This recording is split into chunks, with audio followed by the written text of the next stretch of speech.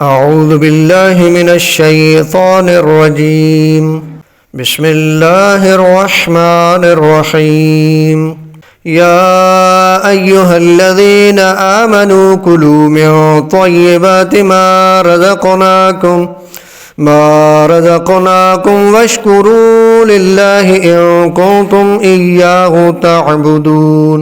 إنما حرم عليكم الميتة والدم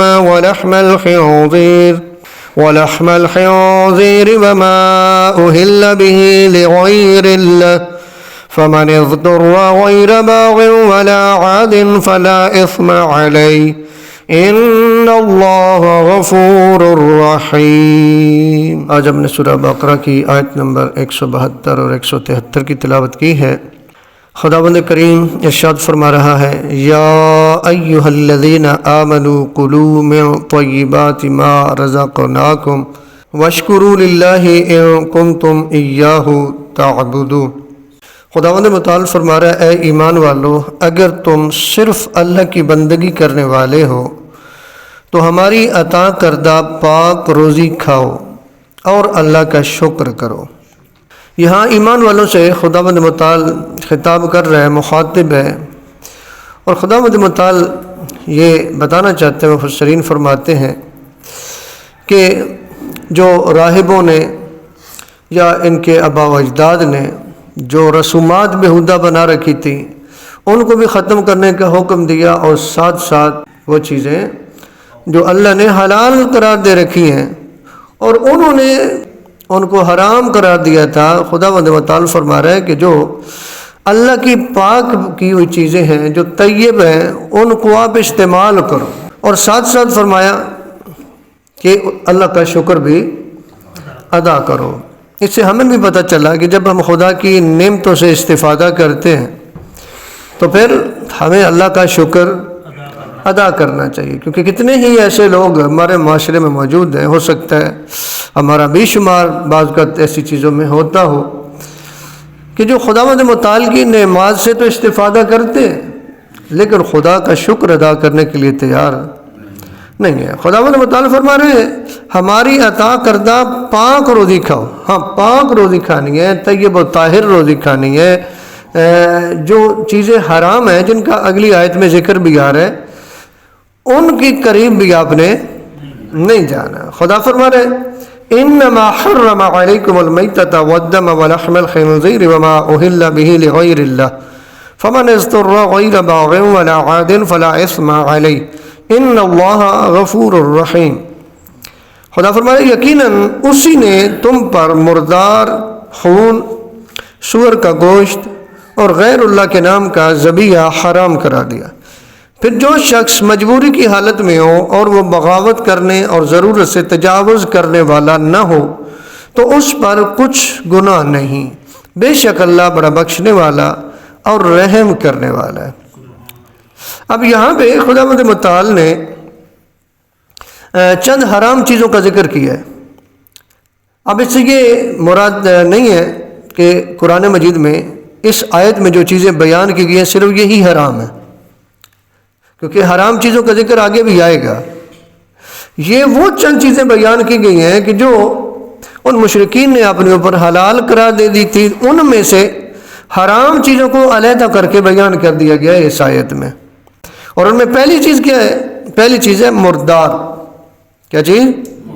یعنی جس کو اللہ کا نام لے کے ذبح نہیں کیا جاتا، جو ایسے ہی مر جائے، مردار اسے بولتے ہیں، تو وہ چیز جو ہے وہ حرام ہے، اس کا گوشت آپ استعمال نہیں کر سکتے. مردار چاہے حلال جانور ہے، وہی ذبح کیے بغیر مر جائے، یعنی شرعی طریقہ جو ہے ذبح کرنے کا، وہ مر گیا اس کے بغیر ہی، تو وہ بھی مردار ہے، وہ مردار ہے اور اس کا استعمال جائز نہیں ہے.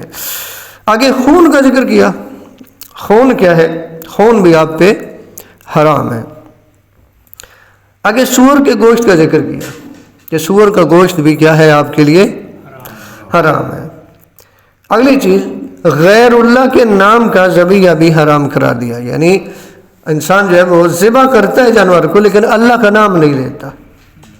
اگر اس نے اللہ کا نام نہیں لیا تو شرعی طریقے سے ذبح نہیں ہوا، وہ بھی مردار ہی کہلائے گا۔ وہ کیا کہلائے گا جی؟ مردار ہی کہلائے گا، اور وہ بھی حرام قرار دیا خداوند متعال نے۔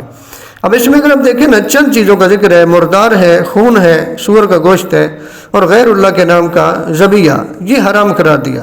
اگلی آیت کے حصے میں خداوند متعال نے تھوڑی سی رعایت دی ہے انسان کو، اور وہ یہ ہے کہ پھر جو شخص مجبوری کی حالت میں ہو اور وہ بغاوت کرنے اور ضرورت سے تجاوز کرنے والا نہ ہو تو اس پر کچھ گناہ نہیں، بے شک اللہ بڑا بخشنے والا اور رحم کرنے والا ہے۔ اس کو بولتے ہیں اضطراری حالت۔ کون سی حالت بولتے ہیں جی؟ اضطراری حالت اس کو بولتے ہیں۔ مثلا انسان جو ہے کہیں مجبور ہے، ایک مجبوری ہوتی ہے کہ جو ہم خود سے بنا لیتے ہیں، ایک مجبوری وہ ہوتی ہے کہ جو شریعت جسے قبول کرے۔ اگر ایسی مجبوری انسان کو ہو تو پھر یہ جو چیزیں حرام قرار دی گئی ہیں ان میں سے وہ مجبوری ختم ہونے تک استعمال کی جا سکتی ہے۔ اب اس کو ذرا سمجھیے گا۔ مثلا ایک انسان ہے، کسی ایسی جگہ موجود ہے کہ جہاں اسے بہت پیاس لگ رہی ہے، اور پیاس سے اتنا برا حال ہے کہ جہاں سے پانی ملے گا وہاں تک پہنچنا بھی اس کے لیے مشکل ہے، کیونکہ وہاں نہیں پہنچ سکتا۔ اگر پانی نہیں پیے گا تو اس کی موت ہو سکتی ہے۔ یعنی یہاں پہ ایسا نہیں ہے ابھی تھوڑی سی پیاس لگی ہے تو کہ چلو مجھے اجازت میں استعمال کر لوں، نہ، ایسا نہیں۔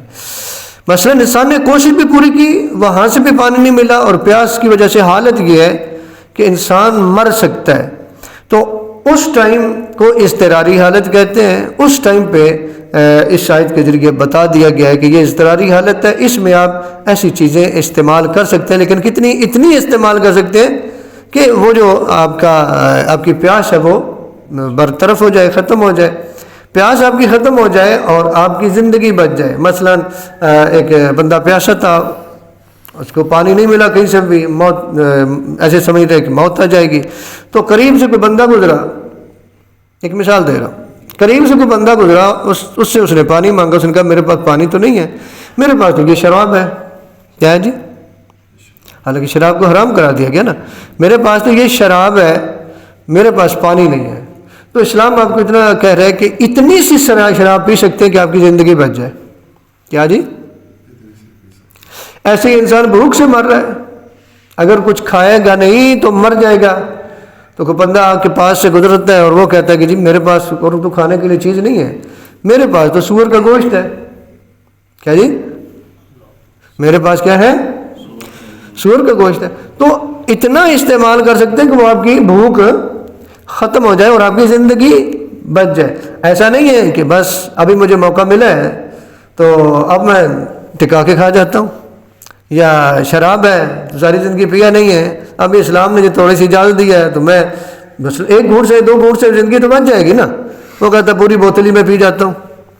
تو اس کی مذمت کی ہے، فرمایا وہ بغاوت کرنے اور ضرورت سے تجاوز کرنے والا نہ ہو تو اس پر کچھ گناہ نہیں۔ یعنی اگر تو واقعاً جو اس کی مجبوری تھی اس کے لیے اس نے استعمال کیا تو پھر کوئی گناہ نہیں ہے، لیکن اگر اس نے سمجھا کہ اسلام نے تو اجازت دی ہے تو میں اس کو استعمال کرتا جاتا ہوں تو وہ اس کے لیے درست نہیں ہے، وہ اس کے لیے گناہ بھی شمار ہوگا۔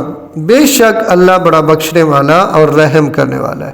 خداوند متعال نے بہت ساری چیزیں جو کھول کے انسان کے لیے بیان کی ہیں، لیکن اگر ہم قرآن کی طرف آئیں گے تو ظاہر ہے یہ ساری چیزیں ہمیں سمجھ آ جاتی ہیں، کیونکہ کتنے ہی ایسے لوگ ہیں کہ جو یہ چیزیں نہ سمجھنے کی وجہ سے، نہ پڑھنے کی وجہ سے ان چیزوں میں وہ فرق نہیں کر پاتے، وہ حرام چیزیں کھا جاتے ہیں۔ یعنی اگر آپ باہر کے ممالک میں دیکھیں تو کتنے ہی ایسے لوگ ہوں گے کہ مثلا جو پیدا ہی وہاں پہ ہوئے تھے مسلمان، ان کے ماں باپ گئے وہاں ہی وہ پیدا ہوئے، وہاں کی ان کی تربیت ہوئی، تو انہیں پتہ ہی نہیں ہوگا کہ سور کا گوشت جو ہے وہ حلال بھی ہے یا کہ حرام ہے، تو وہ استعمال کیے جا رہے ہیں۔ اس لیے تربیت بھی ضروری ہوتی ہے۔ تربیت کے لیے ایک بہترین ذریعہ ہے قرآن، انسان کی تربیت کے لیے ایک بہترین ذریعہ ہے، اور ائمہ اہل بیت علیہ السلام کے فرامین بھی انسان کی تربیت کے لیے بہترین ذریعہ ہے۔ خداوند متعال سے دعا ہے خالق کائنات ہمیں قرآن پڑھنے کی، سمجھنے کی اور اس پہ عمل پیرا ہونے کی توفیق عطا فرمائے۔